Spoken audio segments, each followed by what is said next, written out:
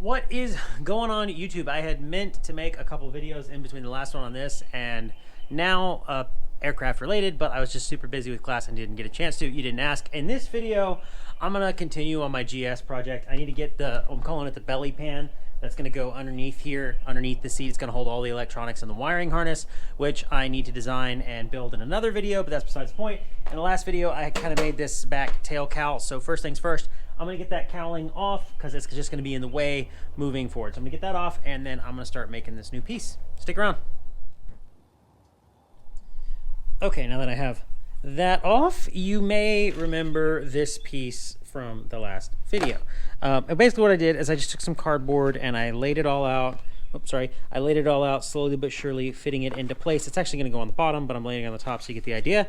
Now I'm going to transfer it over to this piece of cheap aluminum I got from Tractor Supply, which is actually going to be a second template. I'm going to cut it out on this one and bend this one, and then I'll transfer it to a thicker piece of that 7075 T6 that I have. I just don't want to ruin that because it's very, very expensive, and I don't want to waste it because, like I said, I was going to use it to make a flat bottom for my Miata over there. So I'm gonna get this traced out and cut. I'm gonna take this template and cut it onto here, and then I'll start fabbing. So my idea is, I've got some of this just metal band. I'm probably gonna use the thicker one. I've also got a thinner one right here. But my idea is to take that and lay it on the bottom across. And I'm gonna weld it to the frame so that the belly piece can screw in here and here, here and here, and then here and up here. So it's going to have about 7 screws in it total. It'll be 7075 071, so it'll be plenty thick for that. And this is exactly why I make a template, because I am eyeballing this part. I am not measuring anything. I could, but I just don't feel like it. So I make a template so that I can, eyeball it like 5 or 6 times, make the template, trim it to fit, and then transfer that to the final piece. And if you look at it, it's looking pretty good. It's looking complete, but I need to even up this cut on the hoop. I'm trying to find a circle that's the same radius out here to make that easy for me. I'm gonna add a little bit of material on either side of here to help close this gap, and then it's looking pretty good up here. I think I'm gonna use this side without going up underneath it. This side over here is a little shorter, so it's sitting inside the frame rail, and this one's kind of sitting on it like this. But this little template is coming together, so that's actually looking pretty good. I'm really trying to push to get this part done. If I can get this part, the cowl and the seat done, I can start getting the wiring harness in it, at which point I can actually start to ride it. I think I'm probably going to pull the carbs and the exhaust off and just pull the motor. I wasn't going to do it, but it's not going to take but 5 or 6 bolts and it's out. So I might end up doing it just for the sake of cleaning the motor up and painting it, as well as replacing some of the seals. I've already ran the engine a couple times. It does run if I power the coils and get gas to it. It will run. Oh, hang on, my wife's here. A lot has happened off camera. I'm sorry. I've got this looking a lot better back here, but I'm not going to sweat it too much because this is just the fit piece. The final piece I'll sand down to its final dimension. But then I also cut these little bands like I said I was going to, and I've kind of placed them in here where they're going to go. So now what I'm going to do is I'm going to take this and sand it here, sand it here, sand it here, sand it here, sand it back here. And then I'm gonna go weld these on. Now, I might film me welding these on, but that'll be pretty easy. I'm just gonna get them all lined up where I want them, and then I'll tack them from the top. Once they're tacked in on the top, I'll pull the aluminum off. Right now, obviously, it's just being held on with tape, but I'll pull the aluminum off, and then I'll weld them the rest of the way so that they're good and solid. I've decided I'm trying to keep as much stuff off the bars as possible. I'm probably gonna end up doing a bar flip, but that's besides the point. So I'm gonna make a little aluminum bracket right here to put the ignition switch on the side. I want the ignition switch under here. I'm also going to be running, like, my voltage regulator is going to be under here. My rectifier is going to be under here. All that's going to be up under here. My starter relay is probably also going to be on the underside. I can't hide everything up inside of here. Plus, you want your rectifier and some of that stuff. You want it out in free air. You don't want your rectifier. You don't want your voltage regulator. You don't want that up here, just because it'll get hot and there's no way for it to cool itself off.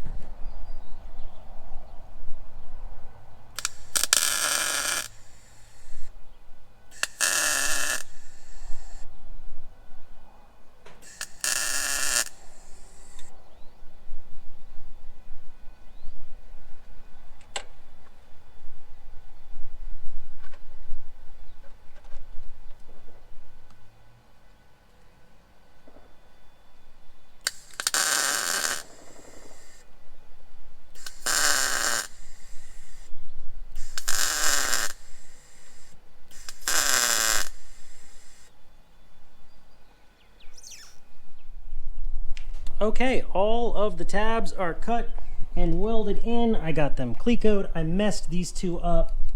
I can't believe I did that. I'm really upset with myself, but anyways, I'll show you why this thing's gonna be so tall. The plan is to put the battery right there, and then this cowl piece is gonna go over the top of it. Now I've measured this several times, and the cowl is going to fit with about half an inch of space on the front.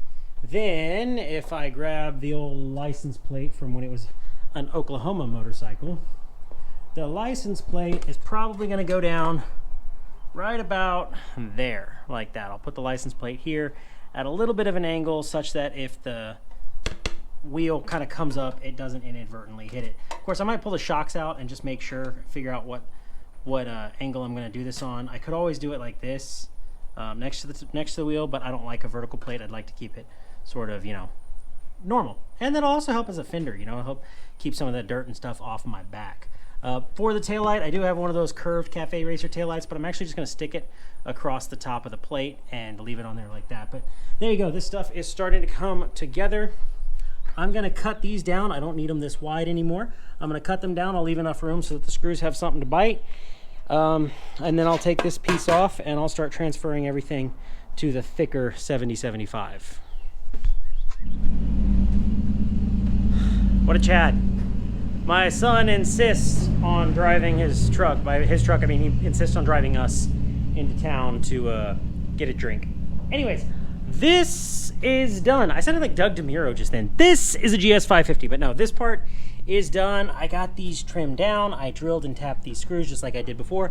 I'm not going to shorten them just yet because, like I said, I need to cut that 7075. So I have a plan for this.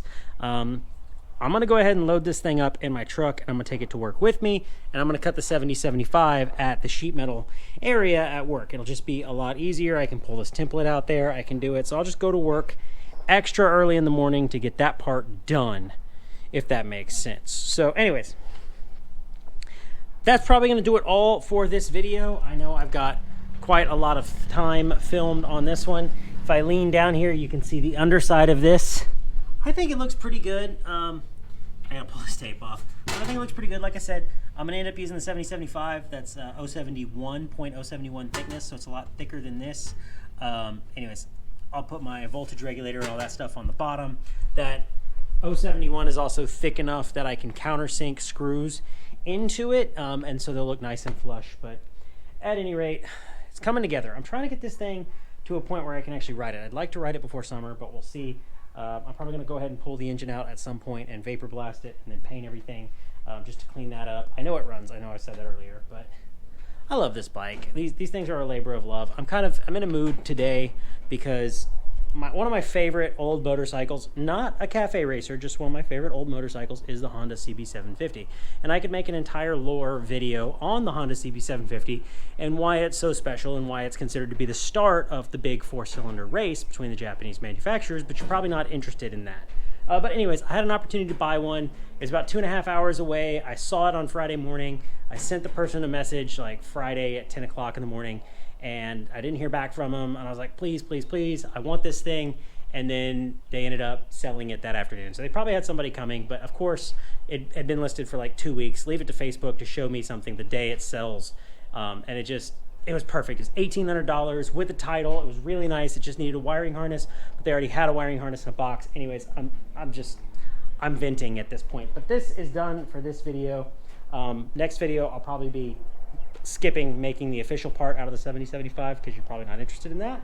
But the next video, I'll be cutting down the seat and hopefully getting a wiring harness designed for this thing. I'm going to build a wiring harness mostly from scratch. I'm going to take the old harness. I had thrown it in a bin, but now I set it aside. So I'm going to take the old harness and I'm going to use pieces of the old harness to build the new harness for it. There's a lot of things I'm not using anymore, like the gear counter, some of that other stuff. I'm just going to run the speedo. I'm not going to run a tack. Strip it down, make it simple. So if you've enjoyed this, make sure you leave us a like, leave us a comment, subscribe, all of that good stuff. And as always, go build something and be easy.